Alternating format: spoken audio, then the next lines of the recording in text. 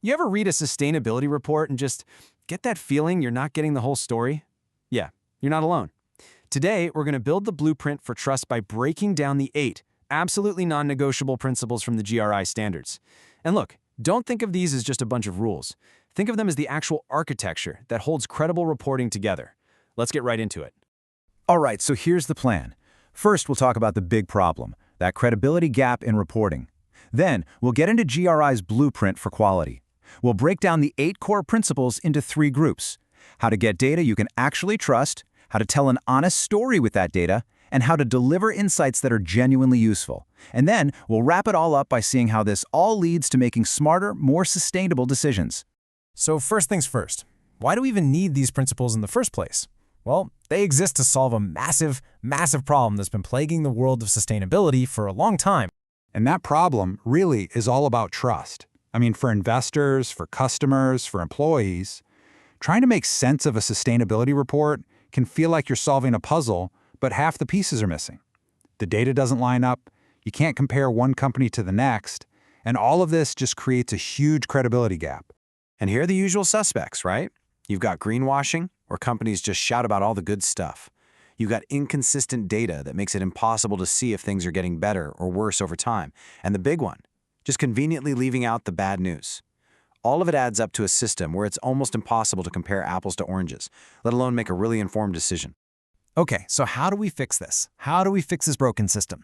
Well, GRI's answer is a super clear, mandatory blueprint for quality, one that's built on a foundation of principles that you just can't shake. The magic number here is 8. An organization has to apply all 8 of these principles to claim that they've reported in accordance with GRI standards. They're not optional. They're not nice-to-haves. They are absolutely fundamental to the whole thing. And here they are: accuracy, balance, clarity, comparability, completeness, sustainability, context, timeliness, and verifiability. Now, I know it looks like just a list, but think of them more like interconnected gears in a machine. When they all work together, they produce a report that isn't just a document, it's a genuine statement of trust. All right, let's start breaking these down. We're going to start with the 2 principles that form the absolute bedrock of any credible report. It's all about making sure the data itself is rock solid. So first up is accuracy. And it sounds pretty obvious, right? Just get your numbers right. But it's actually deeper than that. It's about showing your work. So, if you measured your carbon emissions, you have to explain exactly how you did it. If you had to estimate your water usage, you need to explain the assumptions you made. It's that level of detail that lets somebody really dig in and assess the information for themselves. And that leads perfectly into verification. Basically, this means that an outsider, like an auditor, should be able to trace every single claim you make all the way back to its source. It means you've got the records, the internal controls, the whole paper trail to prove it. This is the whole trust but verify part of the equation. It's the proof behind the promise. Okay, so you've got solid, verifiable data. Awesome. Now what? How do you actually present it? Well, this next set of principles is all about telling an honest, unbiased, and complete story. This brings us to a really crucial one: balance. You could say this is the ultimate weapon against greenwashing. It's so simple, but it's so powerful. A company must report on both its positive and its negative impacts. You have to give a fair, complete picture of your performance. So here's the key idea. You can't use a shiny new solar panel project to hide the fact that, maybe that project displaced the local community.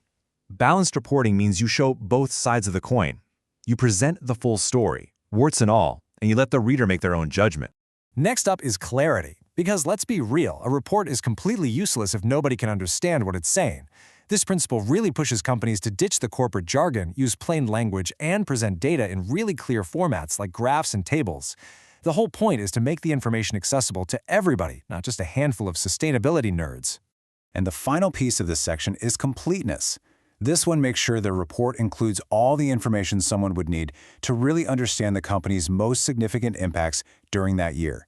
You can't talk about your amazing supply chain without also addressing the labor practices within it, right? Nothing essential can be left on the cutting room floor. So, we've got trustworthy data, and it's presented in an honest narrative. Our final set of principles is what makes that information actually useful. These are the ones that transform a report from some static document into a dynamic tool for analysis and decision-making. Comparability is what takes reporting to a whole other level. It's what allows us to track a company's performance year after year, and, just as important, to benchmark it against its competitors.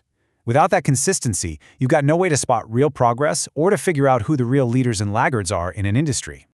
So how do you do it? Well, GRI is super specific here. You have to show data for the current year, plus at least 2 previous years. That's how you see trends. Your methods for collecting data have to stay the same, and this is important, if you do change a method, you have to go back and restate the old data using the new method. It's the only way to get a true apples-to-apples comparison.